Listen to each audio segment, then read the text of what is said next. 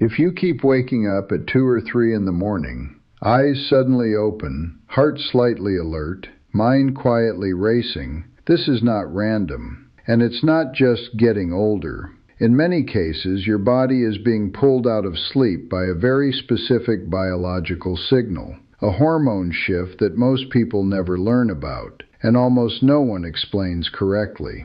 And here's where it gets interesting. There is a simple nighttime habit, something as small as a tablespoon, that may help stabilize that signal, but not in the way most videos claim, because the real cause goes deeper. And once you understand it, your nights start to make sense again. I'm Dr. Richard, and today we're going to break down what's actually happening inside your body when you wake up in the middle of the night, and what you can realistically do about it. Let me start with a pattern I hear almost every day. You fall asleep just fine, maybe even quickly, but then, somewhere between 2 and 4 a.m., you wake up. No noise, no clear reason, just awake.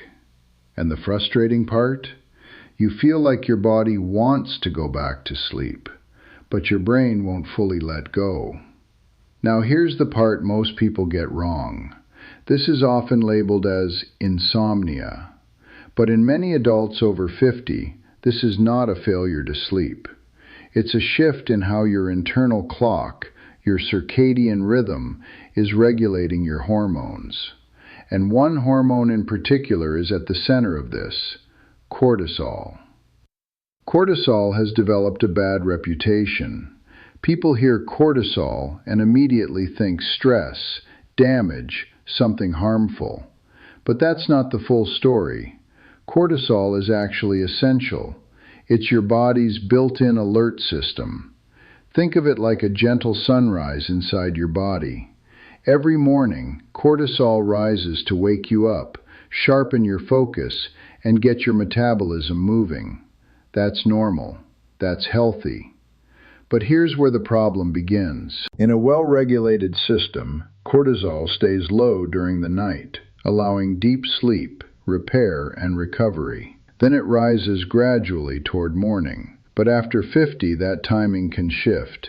And this is where it gets more important. In many people, cortisol begins rising too early, or too sharply, sometimes right in the middle of the night. And when that happens, your brain receives a signal: wake up, something needs attention, even if nothing is actually wrong. Now you might be thinking, why would my body do that? This is where most explanations stop. But the real reason goes deeper, because cortisol doesn't act alone. It's part of a larger system, your body's energy regulation network. And one of the biggest triggers for that system at night is your blood sugar. While you sleep, your body is still working. Your brain is active. Your cells are repairing. Your organs are maintaining balance. All of that requires a steady supply of fuel, mainly glucose, a form of sugar in your blood. Now during the day, that's easy. You eat, and your body uses that energy. But at night, you're fasting for 6, 7, sometimes 8 hours. So your body has to carefully manage its energy reserves. And here's the critical point. If your blood sugar drops too low during the night, your body sees that as a threat. Not a mild inconvenience, a threat. So it activates a backup system. It releases cortisol. Cortisol then signals your liver to release stored glucose into the bloodstream. It's an emergency fuel response. But there's a side effect. Cortisol also increases alertness. Heart rate rises slightly. Brain activity increases. And suddenly, you're awake. And this is where many people over 50 become more vulnerable. Because as we age, several things change at the same time. First, your body becomes slightly less efficient at regulating blood sugar. Second, your stress response system, what we call the HPA axis, becomes more sensitive. And third, your sleep becomes lighter and more fragmented. So now, even a small dip in blood sugar or a small rise in cortisol is enough to wake you up. Not because your body is failing, but because it's becoming more reactive. So now we come to the question you've probably been waiting for. What about this idea of taking 1 tablespoon of something at night to fix the problem? Is there any truth to it? The answer is yes, but not in the way it's often presented. There is no single food that instantly shuts off cortisol like a switch. Your body simply doesn't work that way. But there are small, strategic nutritional choices that may help stabilize your blood sugar during the night, which means your body is less likely to trigger that cortisol response in the first place. And this is where that 1 tablespoon idea comes in. For example, a small amount of natural carbohydrate, like a teaspoon to a tablespoon of honey, or a combination of healthy fat and protein, like a small spoon of peanut butter or yogurt, may help provide a slow, steady release of energy overnight. Not a spike, not a surge, but a gentle buffer. Think of it like placing a small reserve of fuel in the tank before a long, quiet drive, so your body doesn't have to hit the emergency alarm at 3 a.m. Now, to be clear, this is not a cure, and it doesn't work for everyone. But in people whose night waking is driven by blood sugar dips, it may reduce the likelihood of that cortisol spike. But here's what matters most. The tablespoon itself is not the real solution. It's just one piece of a much bigger picture. Because if your overall daily rhythm is off, if your stress levels stay elevated, if your sleep timing is inconsistent, then your cortisol pattern will still be disrupted. And this is where the real shift happens. If you want to improve your ability to stay asleep through the night, you have to gently retrain your body's rhythm. Not force it, not fight it, but guide it.